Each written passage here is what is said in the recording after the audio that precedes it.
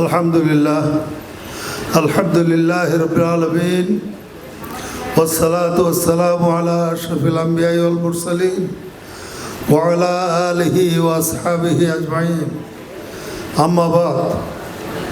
শ্রমজীবী মেহনতি মানুষের প্রিয় সংগঠন বাংলাদেশ শ্রমিক কল্যাণ ফেডারেশন ঢাকা মহানগরী উত্তর কর্তৃক আয়োজিত আজকের এই মত বিনিময় সভার প্রিয় ভাই সভাপতি, আজকের এই অনুষ্ঠানে আগত বিভিন্ন ট্রেড ইউনিয়নের সম্মানিত নেতৃবৃন্দ, আসসালামু আলাইকুম ওয়া রাহমাতুল্লাহি ওয়া বারাকাতুহু। রক্তের বিনিময়ে আল্লাহ রাব্বুল আলামিন আমাদেরকে দ্বিতীয় স্বাধীনতা দান করেছেন।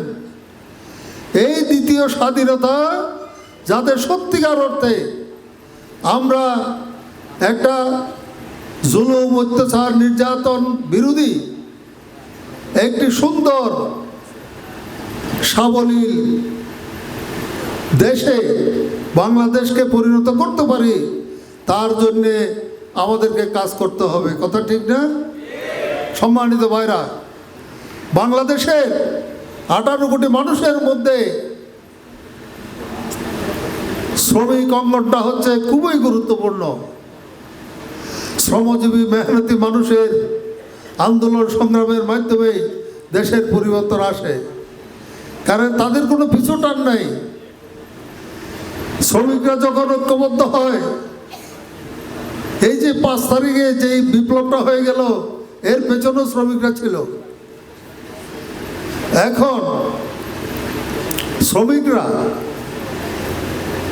যখন কোনো একটা বিষয়ে অগ্রসর হতে পারে, ঐক্যবদ্ধ হতে পারে, তখন স্বাভাবিকভাবে বিপ্লব সংগঠিত হয়েই আমরা যদি সত্যিকার অর্থে বাংলাদেশে আল্লাহর আইন অনুযায়ী একটি সুন্দর সমাজ গঠন করতে চাই, তাহলে শ্রমিকদেরকে ঐক্যবদ্ধ করতে হবে আল্লাহর দ্বীনের পতাকার নিচে এবং সুন্দরভাবে আন্দোলনকে এগিয়ে নিতে হবে, তাহলে মানুষ শান্তি পাবে।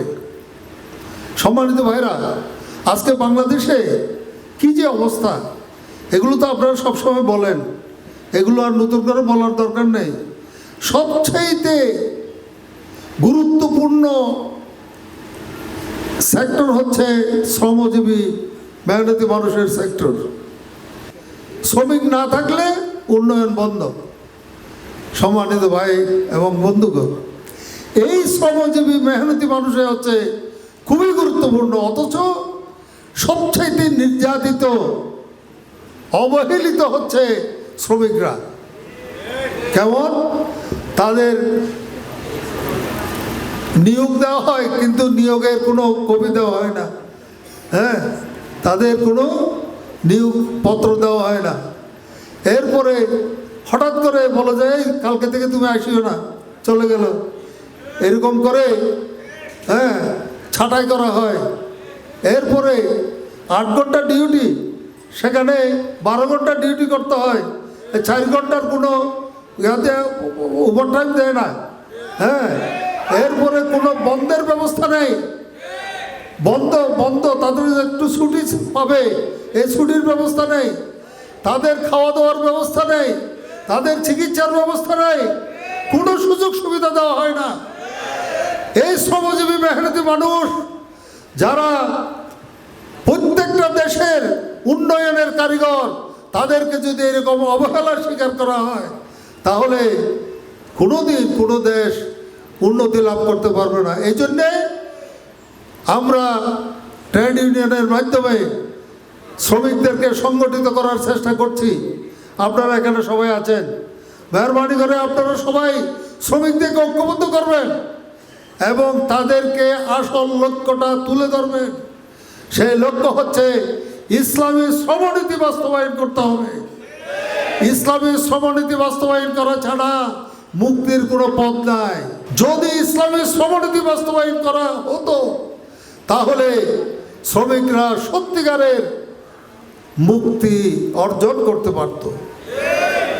বর্তমানে যে সমস্যাগুলো আমরা ভোগ করতেছি শ্রমিক অঙ্গনে, এই সমস্যাগুলোর সমাধান সবগুলো ইসলামী নীতিতে আছে।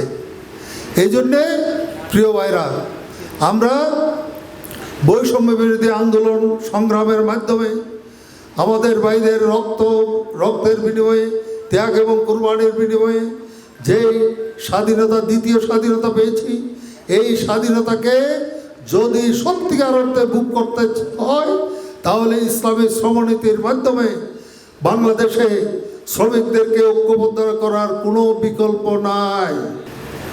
বৈষম্য বিরোধী আন্দোলনে বিপ্লব সাধিত হয়েছে, নূতন বাংলাদেশ আমরা পেয়েছি।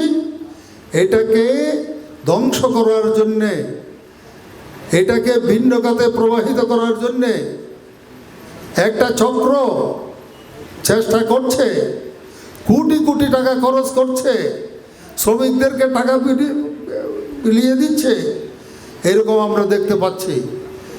প্রিয় ভাইরা, আপনাদেরকে ঐক্যবদ্ধ হতে হবে। এই বৈষম্য বিরোধী বিপ্লব যেটা সংগঠিত হলো, এটা যাতে কেউ বিনষ্ট করতে না পারে, আমাদেরকে ঐক্যবদ্ধ থাকতে হবে। আপনারা কি রাজি আছেন? আল্লাহ আমাদের তৌফিক দান করুন।